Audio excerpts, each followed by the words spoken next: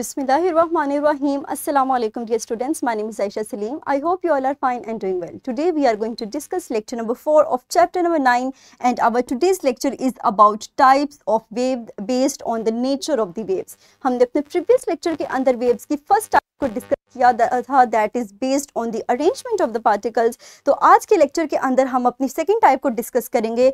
Lecture को start करते हैं हम by revising the previous knowledge. So यहाँ पे कुछ एमसीक्यूज दिए गए हैं, तो जल्दी से हम इनके जरिए अपने प्रीवियस नॉलेज को रिवाइज करते हैं. तो quickly answer me that what is a wave.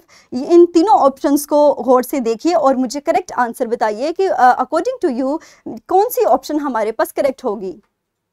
Very good. So the correct option is disturbance that carries energy through matter or empty spaces.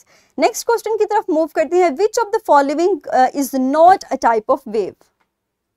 Very good. So ocean wave is not a type of wave. Next हम move करते हैं कि what is the highest point of the wave called? Very good. The highest point of the wave is crust. इसी तरह यहाँ पे आपको एक पिक्चर दी गई है एक वेव की. आपको इन खाली जगहों के ऊपर करेक्ट ऑप्शन आप करेक्ट आंसर लेबल करना है और मजीद आप बताएंगे कि ये किस तरह की वेव है हमारे पास. Either it is longitudinal wave और it is transverse wave. Very good. So हमारे पास करेक्ट आंसर्स हैं. The wave is longitudinal wave, whereas this less dense part is the rarefaction and the more dense part we labelled it as compression. Next हम move करते हैं अपनी इस wave की तरफ. अगेन आप उसी तरह दिए गए कंपोनेंट्स को मेंशन करें, उनके नामों को लेबल करें और फर्दर बताएं कि हमारे पास ये कौन सी वेव है. Either it is longitudinal waves और it is transverse wave. Very good. So हमारे पास ये दी गई वेव ट्रांसवर्स वेव है जिसमें हमारे पास अपर पार्ट वेव का क्रस्ट कहलाता है जबकि lower part of the wave is known as trough. Next हम मूव करते हैं अपने आज के लेक्चर की तरफ जिसमें हम दो टाइप्स वेव्स की दो टाइप्स को डिस्कस करेंगे that is based on the nature of waves. हमारे पास फर्स्ट वेव है electromagnetic wave, whereas the second one is the mechanical wave. So let's discuss what these waves are. First of all we discuss the term mechanical wave. याद रखिए ये ऐसी waves हैं that require medium for their propagation. इनको अपनी travelling के लिए अपनी प्रोपगेशन के लिए प्रॉपर मीडियम की ज़रूरत होती है. इसी तरह अगर हम इलेक्ट्रोमैग्नेटिक वेव्स की बात करें तो these are the type of waves that can travel through vacuum and do not require any medium. तो क्या आप मुझे किसी ऐसी वेव का नाम बता सकते हैं जो कि इलेक्ट्रोमैग्नेटिक वेव हो जिसको अपनी ट्रैवलिंग के लिए या प्रोपगेशन के लिए किसी भी मीडियम की ज़रूरत ना हो. Very good. तो हमारे पास इसकी एक एग्जांपल है लाइट, क्योंकि वो हमारे पास सूरज से जब ज़मीन तक पहुंचती है तो वैक्यूम से स्पेस से ट्रैवल करके आती है और हमारे पास स्पेस में कोई भी पार्टिकल्स या मॉलिक्यूल्स मौजूद नहीं होते जो उसको मीडियम प्रोवाइड करें. नेक्स्ट हमारे पास है मैकेनिकल वेव की. अगर हम बात करें तो ये एनर्जी को ट्रांसफर करते हैं by the vibration of the particles. आप इसमें देख सकते हैं कि ये किस तरह पार्टिकल्स की वाइब्रेशन के जरिए से अपनी एनर्जी को वेव को ट्रांसफर करता है.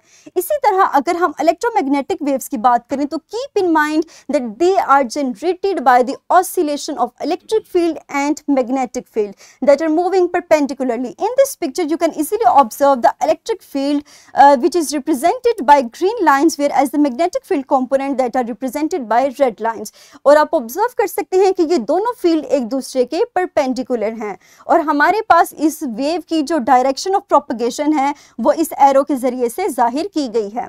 हमारे पास इलेक्ट्रोमैग्नेटिक वेव्स के केस में हर पार्टिकल डिफरेंट एनर्जी कैरी करता है और जो उसकी वेवलेंथ को और उसकी फ्रीक्वेंसी को अफेक्ट करता है और इसीलिए हमारे पास इलेक्ट्रोमैग्नेटिक वेव्स के केस में एक कंप्लीट स्पेक्ट्रम मौजूद होता है that includes various types of waves. For example radio active, X ray, gamma rays, X rays, ultraviolet, infrared and radio waves. और इसी में से अगर हम एक वेव के ऊपर गौर करें that is the light that we known as visible light.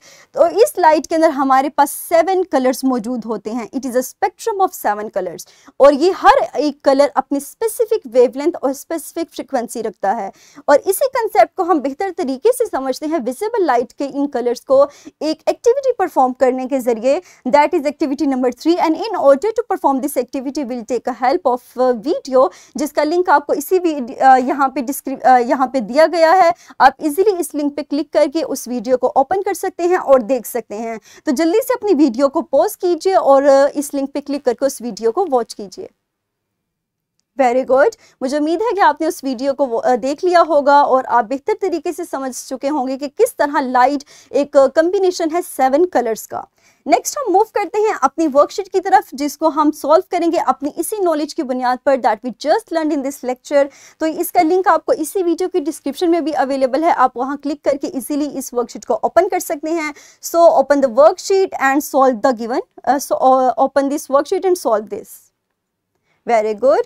So that's all about today's lesson and this is your homework. आप इन 2 क्वेश्चंस को सॉल्व करेंगे। The first question is how are electromagnetic waves utilised in daily life. You have to provide the common use for each type of wave, each type of radiation in the spectrum. And the second question is from where do we receive each type of electromagnetic waves. आप इन questions को solve करने के लिए आपस में discussion कर सकते हैं, उसके अलावा आप लाइब्रेरी की या इंटरनेट की हेल्प ले सकते हैं। So that's all about today's lesson. इंशाल्लाह अपने अगले लेक्चर के अंदर हम अपनी इसी नॉलेज की बुनियाद पर अपने कुछ स्किल्स को अचीव करेंगे। मुझे उम्मीद है कि आपको आज का लेक्चर क्लियर हो चुका होगा। सो डियर स्टूडेंट्स, अपना ख्याल रखिएगा। इंशाल्लाह will discuss many concepts in the other lecture. So thank you very much and Allah हाफिज़।